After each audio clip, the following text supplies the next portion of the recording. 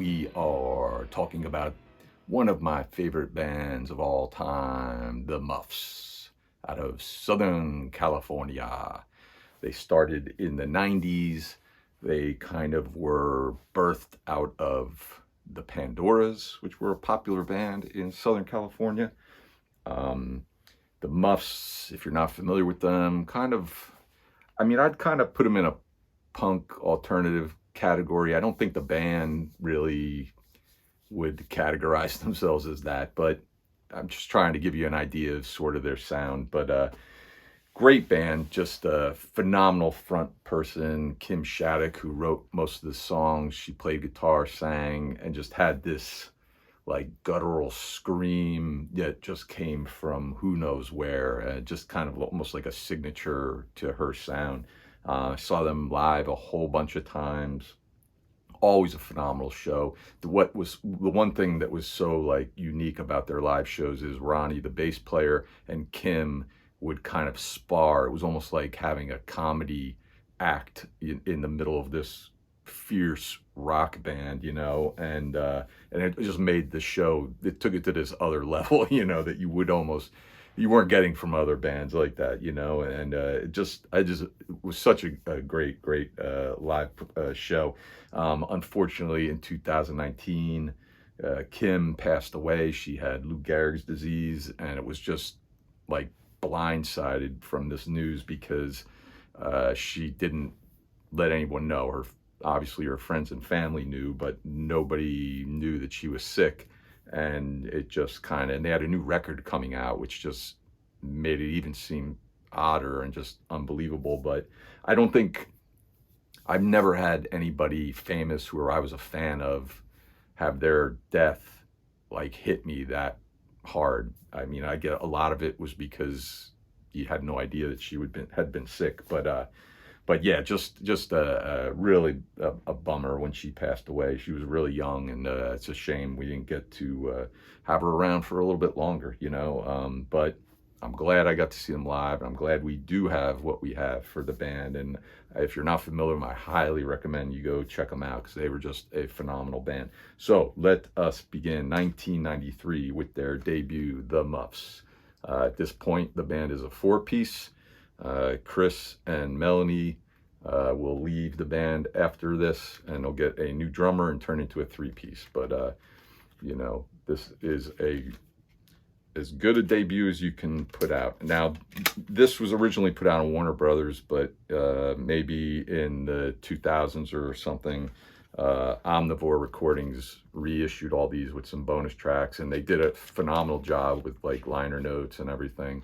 It's just awesome when you get these kind of packages put together, and really like it.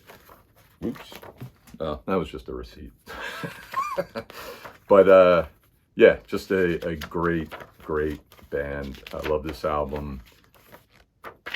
Here's all the pictures and everything, and the tracks on here that I love are Lucky Guy, Everywhere I Go, Better Than Me, From Your Girl, Not Like Me, Baby Go Round, Big Mouth, and All for Nothing. And some of the bonus tracks are different versions of tracks, and then there's some 4-track demos of a bunch of songs. But yeah, just a phenomenal album, phenomenal job Omnivore did on these reissues. If you're not familiar with them, you may have heard Everywhere I Go. They used that in some popular commercials in the 90s, mid-90s maybe. But I remember you couldn't escape those commercials on TV, and they used that Muff song Everywhere I Go in them for, I think it was Fruitopia or whatever. But yeah, great album. Then follow-up, 1995, like I said, Chris and Melanie leave. Then Roy comes in to play drums, and now you've got the quasi-classic lineup of the three of them, Kim, Ronnie, and Roy. And another great album. I think a lot of people, when they think of this band, they think of this album specifically as one of their favorites. And before I even do it, I thought maybe there was a receipt in this one as well. But again, this is one of the Omnivore reissues. Originally, this was on, I think, Reprise. But Omnivore reissued this and put it out and just put a phenomenal package. Put a lot of love into these reissues. You got the whole booklet and all the info and notes and photos. Yeah, just a great album. And again, this is a great record. On here you've got Agony, Oh Nina, Sad Tomorrow, Red-Eyed Troll, End It All, Laying on a Bed of Roses, I Need a Face, One Come Out and Play, Ethel My Love, I'm Confused, and Just a Game. And the bonus tracks are a couple of unreleased tunes and some more demos. So that's Blonder and Blonder. Then we get 1997, Happy Birthday to Me. This, I think this is the first record of theirs I picked up. Like I mentioned, I was familiar with Everywhere I Go. I'd heard it on those commercials and maybe heard it on the radio a little bit, but it wasn't until I heard Outer Space on this album on the radio that like I really kind of sat up and was like, oh, I gotta dig into this band. And I picked up this album. This I think also was on Reprise originally. This is one of the Omnivore reissues. But this is my favorite album, and from what I understand, it's the band's favorite album as well. And I just love this album. This one I know has a receipt in here that I picked up at Jack's Music Shop in Red Bank, New Jersey. And again, the Omnivore reissue, they did a phenomenal job on this. This is the last one that Omnivore did a reissue for. They didn't do any further records after that. I don't know why. Maybe because this was their last for Reprise, Warner Brothers, and maybe Omnivore couldn't get the rights to the other ones. But it's a shame. It would have been cool to have reissues for all those. But like I said, this is my favorite album by the band. This is a ticket stub. I saw them at Maxwell's in 2004. On here you got Crush Me, That Awful Man, Honeymoon, Is It All Okay, Penny Whore, Outer Space, I'm a Dick, Keep Holding Me, and The Best Time Around. And then more demos for the bonus tracks. But yeah, just a great album. I mean, these first three albums by them, I mean, are flawless in my opinion. They're just, every one of them, every song is just perfect. The band was just, for lack of a better term, firing on all cylinders. They just really were just knocking it out of the park. Oh, what other cliches can I think of? Anyways, the Muffs, Happy Birthday to Me. I love that record. They follow that up in 99 with Alert Today, Alive Tomorrow. Got another ticket stub on here from the Bell House in Brooklyn. Like I said, this Omnivore didn't do a reissue of this, but another really good record. Got a bunch. I believe this photographs inside here were all taken by Kim. So you don't get the like history and all those liner notes, but you get a nice booklet nonetheless. And yeah, just a really good collection of songs. On this one, you've got Silly People, Prettier Than Me, Clown, and the last track, Jack Champagne, is like this really cool instrumental. I was listening to it pretty recently. It almost sounds like it's got like hints to other songs in it. I maybe was mishearing it or something, but I could swear I was like, that sort of sounds like, it almost sounds like, you know, paying homage to themselves in a way in certain parts of the song. I could be completely wrong, but I felt like I maybe heard some little kind of like hints to other songs. The other interesting thing that song Jack Champagne is around 2001, I did this short film, and after I made the film, I really loved music videos, and I kind of wanted to maybe try to get into making music videos. So I was reaching out to different bands that I liked, and one of them was the Muffs. I reached out to Kim and didn't expect to hear back from her. I sent her like a copy of the film, but surprisingly she responded and said some really nice things about the film that I, you know, really kind of hold dear, that somebody that I was a fan of would respond positively to the film. But why I mention it is because I just remember that her email address was Jack Champagne back then. But yeah, great album. The year later after that, we get this kind of 2000 brings us Hamburger, this kind of like compilation of demos, unreleased tracks, I think maybe some live tracks, and just a whole big smorgasbord of some great songs that didn't appear necessarily on any albums. But this is a great collection. This book is just chock full. I believe Ronnie and Kim go through like track by track on this. This thing is just loaded with information.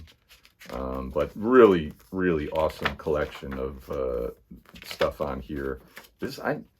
They issued like I think this might be out of print. I think it was really tricky to find on vinyl, but it does exist. I would love to get this on vinyl. I have their initial records on vinyl, but I think this is out of print. They reissued it. I think maybe there were some rights problems with certain songs on here. Here's another Maxwell's ticket stub.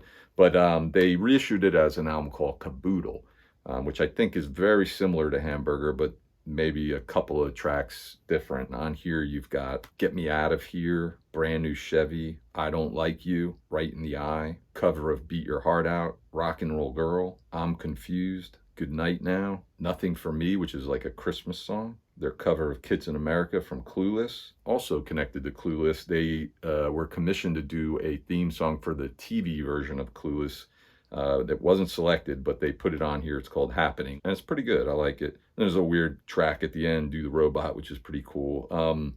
But one of the tracks on here, I'm Confused, is on, I think, maybe the debut or Blonder and Blonder, but I think I kind of like the Hamburger version a little bit better. I just remember, I really like that song, but I think I remember liking this version better than the other studio album track. Then in 2004, we get Really, Really Happy, and hey, more ticket stubs, Maxwell's and Asbury Lanes. Like I said, their live shows were just amazing. I remember when this album came out, I was working at Broadway Video. We were in the Brill Building in New York City, and not far from Times Square. There used to be a Virgin Megastore in Times Square. I remember running over one night when I was working and picking this up and bringing it back to work and throwing it in the tape room and putting it on and just listening to it all night while I was working. And really good album, another great collection of songs. I mean, Kim really knew her way around a great like pop song, you know. She just really knew how to write a really catchy song, and no different from the other records. On this one, tracks that I like are Freak Out, A Little Luxury, Really, Really Happy, Don't Pick on Me, and The Whole World. I'm pretty sure it was Don't Pick on Me. There's somebody did, I don't think the band commissioned this or anything, but I think somebody did like a really cool video for it. It's like animated, and it looks like some old like black and white like cartoon from like the 20s or 30s. You know, it's really cool, worth checking out. If it's on YouTube, if I find it, I'll put a link below so you can check it out. But yeah, another really good record here. Really, really happy. Then in 2014, 10 years later, that was the thing. Their releases started getting a little more sporadic. But I think they were consistently touring. They just weren't recording as much. But 2014, we get Whoop-de-Doo, and another really good collection. This was originally put out on Burger Records. This version's on Cherry Red. Burger had a lot of problems, so to say, and went under. So I don't know if Cherry Red was already issuing this. I think Cherry Red's like a UK, yeah, they're like a UK label. So I don't know if they released this in the UK and Burger did in the States, but I found this one maybe on eBay and picked it up.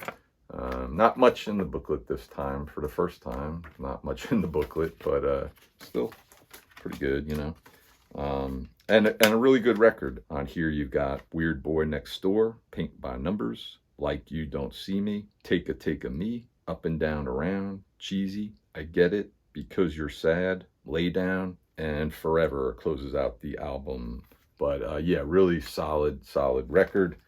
Then 2019, sometime in the summer, they announced they were putting out this album, No Holiday.